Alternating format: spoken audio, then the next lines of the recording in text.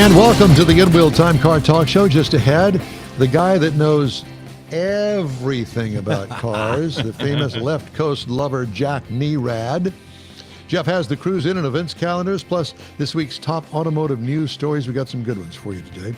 Howdy, along with Mike out of this world, Mars. We always need more Jeff Zekin. David Ainsley is taking a day off, kind of. He's monitoring us. Yes, he is. Ready to point out any and all mistakes. Takes that we days make. off. He is. Any day that ends in a Y, he takes off. Yeah. Have you got any nasty remarks yet, Mars? Oh, yeah. I've been off screen kind of doing some checking on some stuff he's throwing our way. Oh, great. Well, there's that. Is Jack with us yet? Yes, sir. Oh, okay, good. Well, I've got a little story here before we get to him. California new car buyers bought more hybrids than fully electric vehicles in the first half of this year, breaking a 4-year EV lead and giving dealers a boost over direct sales brands, Tesla, new data shows. Hybrids made up nearly a quarter of California's new vehicle registrations, while EVs accounted for 16%, according to data from California New Car Dealers Association.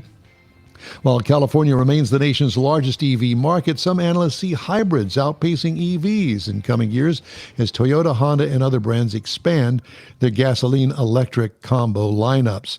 States shift from EVs as part of a broader U.S. trend following the September 30th repeal of the federal EV tax credit. Ladies and gentlemen, here he is, America on the Road founder, host, and our Car Karnak the Great, Jack Nerad. Yeah. So good to be with you. Well, thank you. I've learned so much already. You have About not. yourself. You always tell us good things. So I just thought I'd throw that in there because Mr. California here, Jack just got off the beach and you look fabulous. The tan is fantastic. And I know that your wallet is a little lighter because of the price of gasoline out there. Yeah, absolutely true. It's still well over $5 out here. And maybe that's why people are buying so many hybrids. I think they're buying a lot of hybrids, too, because there's many more to choose from, right? I mean, a lot of Toyotas are hybrid only. Yeah, and that's what I kind of wanted to focus our attention on. And if you've got something that you wanted to throw in there, feel free to do that at any time, Jack. But my daughter is coming up on an end of lease thing with a Nissan Rogue that she loved, but she's ready to move on. And I told her, I said, I think, because she drives a lot and she takes lots of road trips on business to Austin, San Antonio, sometimes to Dallas.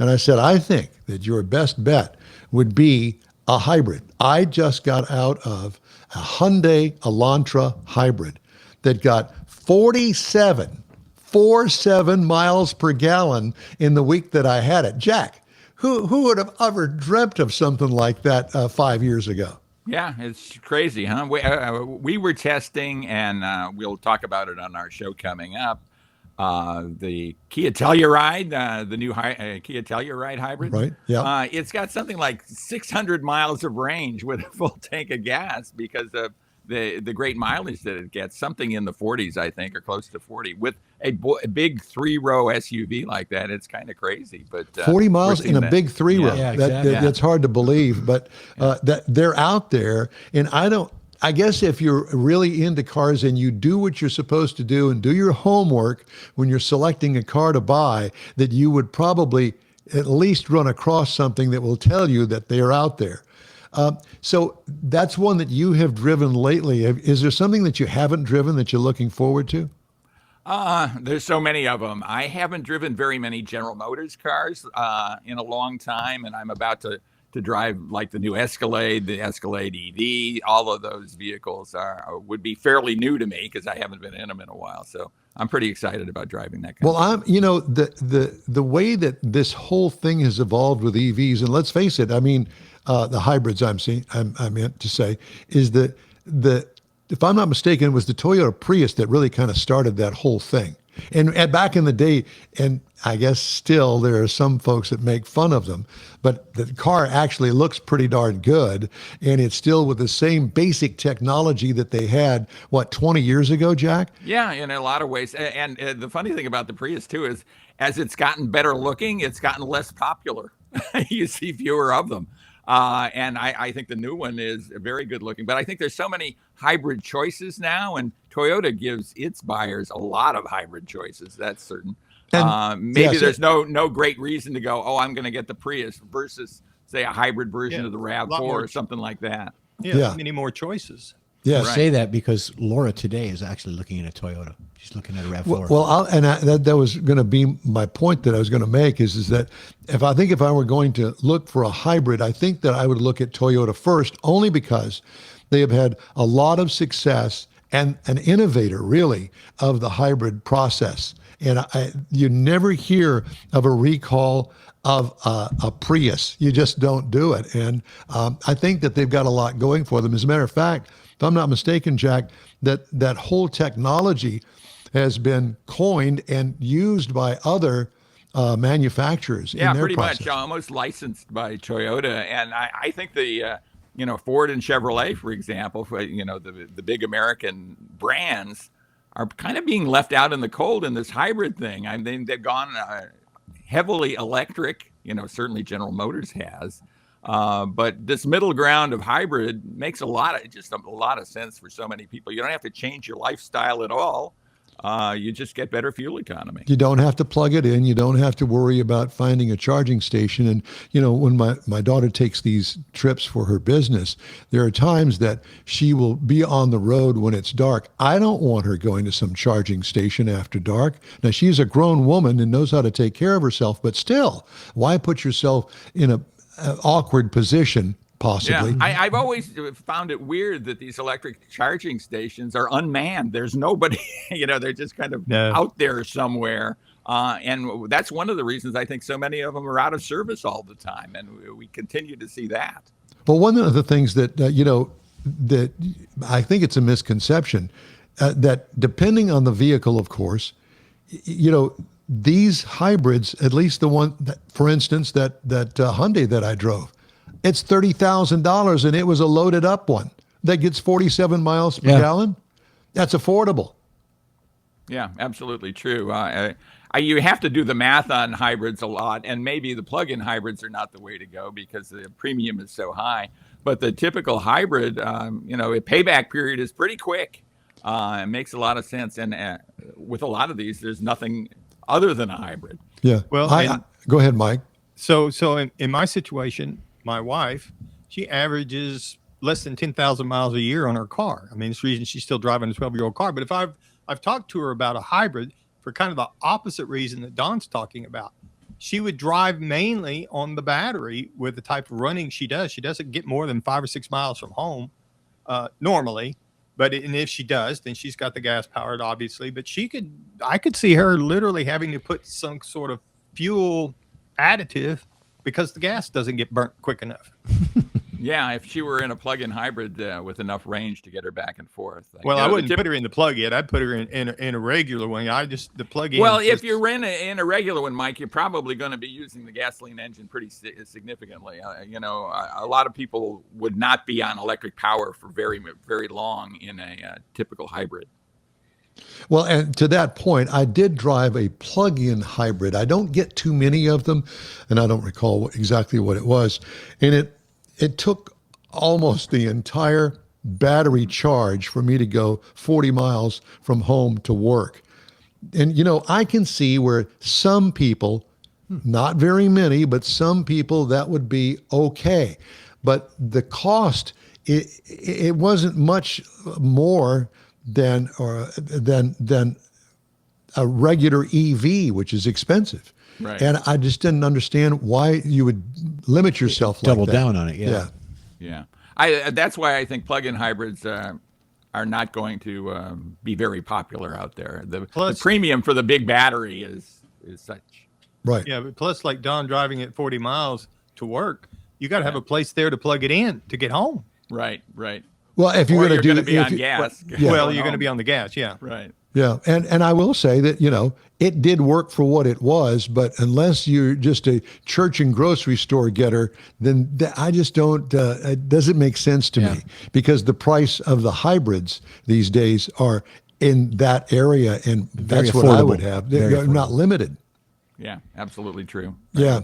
So what have you driven lately that excites you? I've driven the new Kia Seltos, the 2027 Kia Seltos. As a matter of fact, I just reviewed it. I have a new Substack now. I'm excited about it. It's called Jack R. Nerad Cars, Crime, and Curveballs, which are my three kind of loves. I love cars. I write about crime a lot, and I love baseball. So I'm writing about all of those things. But the Seltos is brand new for 2027, and it is kind of a mini Telluride. It is a really good vehicle. Interestingly enough, the one I tested, and this is a subcompact SUV, a two-row, 5-passenger subcompact, was $37,000. So this was fully loaded with a turbocharged engine and all of that. You can get one, though. It starts at under $25,000. And I would say toward the lower end of the price range there is the sweet spot for the Seltos. Nice vehicle, though, and much larger than before, much more substantial. And while you're speaking of a turbocharged four-cylinder, I have had several in the past few months that have terrible turbo lag. And in a big city, and you're living in the LA area, you can't afford to have turbo lag. You will get yourself killed by doing that. Yeah. Because I'm ready for the power when I kind of squirt across the intersection, and the turbo lag just does not work for me. And I don't understand. There are some manufacturers that have it down pat. There's no turbo lag. The car behaves like a real, honest to God, straight gasoline engine. You step on the accelerator and it goes. But there are some manufacturers out there, you step on the accelerator and it's got to think about it, or has to downshift, and then it goes through this whole rigmarole 4 seconds later, and you finally get the power. You've driven them. I know you have. Absolutely. I've driven so many of them, and we talk about it on our show, too. I mean, this is the result of regulations, right? I mean, there would not be these complicated turbo engines across these broad-based segments if it weren't for the fuel economy regulations that are now not in effect. Yeah. They built these to meet these crazy fuel economy regulations that we used to have that have gone away because they were virtually impossible to make. But we're still stuck with these engines. I think stuck with these engines is the right term, because I'd much rather have a normally aspirated 4-cylinder engine, maybe a little less power, but certainly more reliable.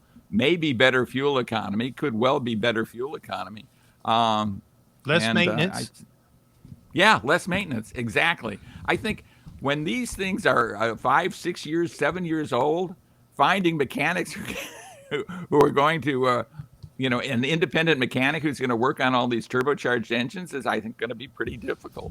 And it's going to be expensive for sure. And, we talk about, the CAFE regulations, but there's also the whole point system that these manufacturers have to meet, and, these premiums that you have to pay for these big high horsepower engines that don't get any mileage. My old 25-year-old Corvette, mind you, with a standard V8 engine in it, an LS1, if I get on the highway with it, 30 miles per gallon. 30 in a Corvette. Yeah, I get 31 weekly on mine. Yeah, and Jeff's new Buick that he drives, 31 miles per gallon. Because they're not working hard, right? I mean, no, they're idling down the road is what they're doing. And, they can make up for the power loss through the transmission if they put the right transmission in it, in my estimation anyway. Right. Yeah. Absolutely right. Well, have you gone on any good road trips with going and, checking out brand new cars? I mean, have you gone to New Zealand to drive anything lately? I wish I had. I'd love to get to New Zealand. I've been to Australia, but never New Zealand. So that would be terrific. I drove a Corvette. Speaking of Corvettes, I drove a Corvette all the way across the Australian continent for Motor Trend back in the day. So that was a blast. Really? Yeah. No doubt. That's when the America's Cup was being contested in Perth, Australia. And so we got, it was called America's Car to America's Cup. and we drove across the continent to do that. It was a blast. It was You'd mentioned the fact that you haven't had many GM cars, and I haven't either. And I think that it goes to say that they're not holding a whole lot of hope out for us journalists and getting us the cars. And to me, my sales pitch is always, hey, you're getting free advertising. Yes. By letting us journalists, because we're going to write an article about your car. You can't buy that. You're not going to buy me, in my opinion on it, and same thing for you. Right. So why not goose up the press fleet? I could be bought. Yeah. Yeah. I agree with you totally, and I think Tesla is probably the master of that, right? I mean, keeping Tesla out of journalists' hands has been their gambit from the beginning, and I'm not sure why, especially when Tesla was new. I think they really needed that, but it's interesting to me what cars we can get and what cars we can't, and I think if a manufacturer is really proud of the vehicles and is confident in the vehicles that they're building and think that there's a market for them, they're going to put them into our hands and we're going to be able to test them. You mentioned Tesla, Jack. Back in the day, they did send some out to some of the regional press associations events. And the two that I saw at the Texas events, the Texas Auto Writers Association, right? They didn't make it through the weekend. They had to tow them off. We never saw any more after that. Yeah, well, maybe that's why. Maybe they learned very early. Because of the charge system? No, one of them was the gold wing doors. They opened up and he couldn't close them. Well, there's that. They always take a chance on that, and especially when it comes to the pre-production vehicles, and we've run into some problems like that in the pre-production. But they stayed up front. This is a pre-production vehicle, so right. You take that into consideration. Well, Jack, it's always great to talk to you. Tell us what you got coming up on America on the Road this week. We're going to be talking about all those regulations that you talked about in California. What's interesting is they're now talking about a road use tax in California. All right. Because of the electric vehicles not paying gas tax, right? We have the highest gas tax, I think, in the country, or one of them. But now that so many vehicles are electric here, and the hybrids you talked about, people aren't using as much gas, so they're not paying as much gas tax. So now we have to figure out another way to tax people. What we did in Texas, the EVs pay, when they go get their license plates renewal, they pay a considerably higher fee, like almost twice of what an ICE vehicle would pay. Yeah, I think we'll compensate for that. I think we're going to see that and much, much more. Well, I'm waiting for you to say, Don, guess what? We're moving the home base of America on the Road to Texas. It's not going to happen, I don't think. But I do have two daughters in Texas, and one of my daughters gets to Houston all the time. She works for a company that services a lot of the oil businesses, and so she gets down to Houston from Dallas probably 2 or 3 times a month. Grandkids, Jack?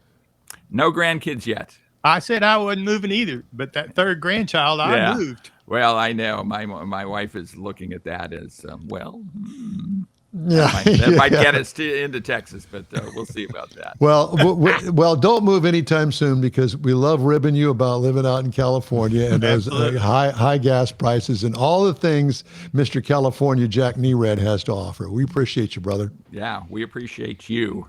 Love to talk to all three of you. Thanks so much. Thanks, Jack. Thank you. Talk to you soon. Jack Nerad, America on the Road. Check it out. Coming up, Jeff has the cruise in and events calendars, and I'll have the stories making automotive news headlines. The InWheelTime Car Talk Show continues after this 90-second break. Stay with us.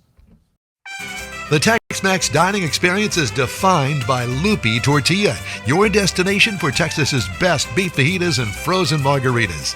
Since 1983, Lupi Tortilla has served authentic and time-tested recipes made with the freshest ingredients. Atmosphere is part of the award-winning experience at Lupi Tortilla, all developed in a little house near Highway 6 and I-10 in Houston. Visit any of the Lupi Tortillas and you'll see the same attention to detail in each and every location. Start your Lupi experience with queso flammeado and guacamole, along with a classic frozen margarita. Dine on famous Lupi beef and chicken fajitas or pepper shrimp brochette, or a fish or vegetarian entree, and finish with a scrumptious flan for dessert. Find Lupi Tortilla in Houston, College Station, Beaumont, Austin, San Antonio, and Dallas-Fort Worth. There's a Texas location near you. The recipes are authentic and time-tested. The ingredients always fresh. Lupi Tortilla. Eats pretty good.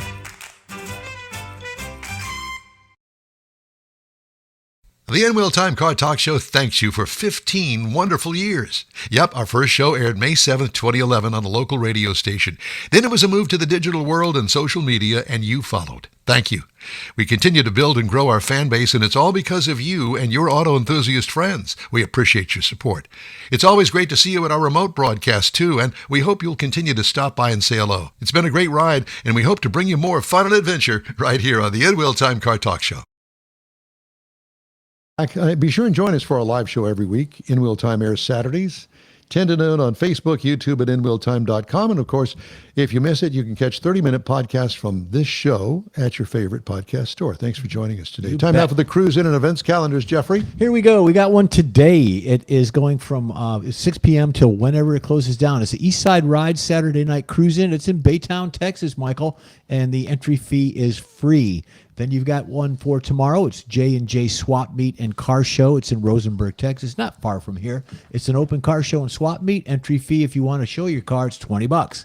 Another one tomorrow, 6 a.m. to 10. It's in the Woodlands. It's Cars and Coffee for a Cause. It's at 9595 Six Pines in Woodlands. I think that's up over there by Cynthia Woods. It's an open cruise-in. Entry is a donation, so be generous of your donation. I got another one for tomorrow, 10 a.m. till whenever. It's Torqued Saturdays. Torqued Sundays, I'm sorry. Today is Saturday. It's at Nose Cafe. Torqued, yeah. Spring Stubner Road in Spring, Texas, and the entry fee is free, so be generous with free.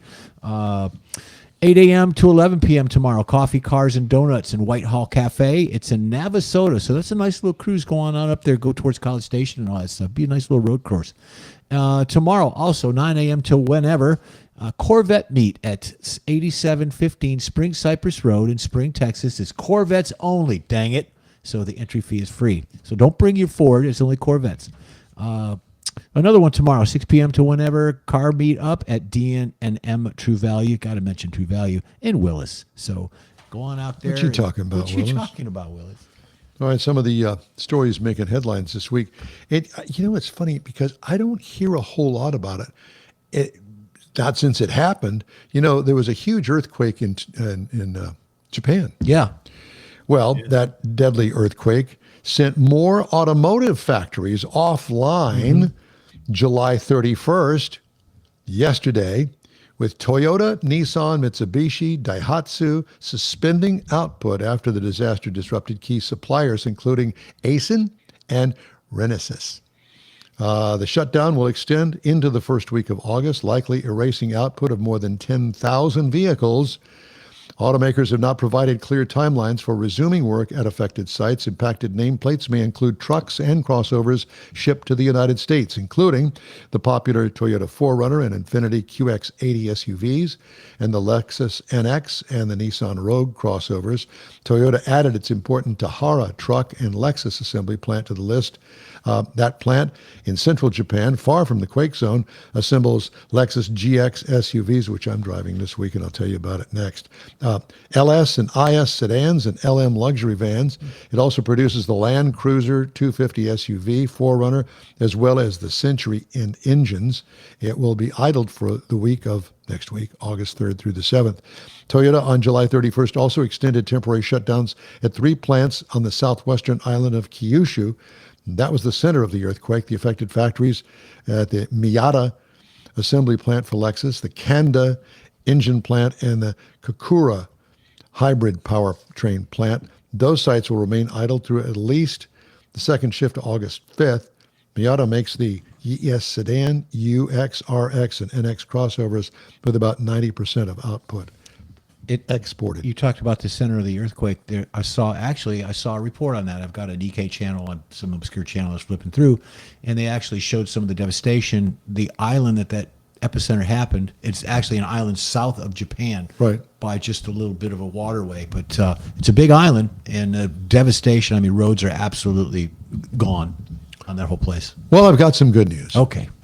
The Gordie Howe International Bridge is open to motorists after months of controversy over financial aspects of the project, of course. Officials announced in a post on social media that the Howe family crossed first in honor of the bridge's Canadian-American hockey namesake, Gordie Howe. Minutes later, another post marked the crossing of the first commercial truck, a vehicle from a trucking company in Tecumseh, Ontario, that is carrying auto parts to Michigan. And of course, let's not forget the fact that the folks that are involved in the union up there with the transportation union, they've said don't use it. And the reason being is because they're charging more to go over that bridge than the old bridge, the Ambassador Bridge. Yeah. And so they want you to use the Ambassador. There's also a tunnel. Is there a tunnel? Yeah, there's a tunnel too. Yeah. Well, you would know. Yeah. Have you been through the tunnel? Yeah, I've been to years and years ago. Been tunnel, bridge, all that. Just not the Gordie Howe. So don't be a hoser. Oh, yeah. Don't be a hoser. Yeah. Go across the bridge. Waymo. Waymo is exploring its exit robotaxi partnership with Uber, the latest relationship twist between two companies that have functioned as both rivals and partners, as bizarre as that may seem.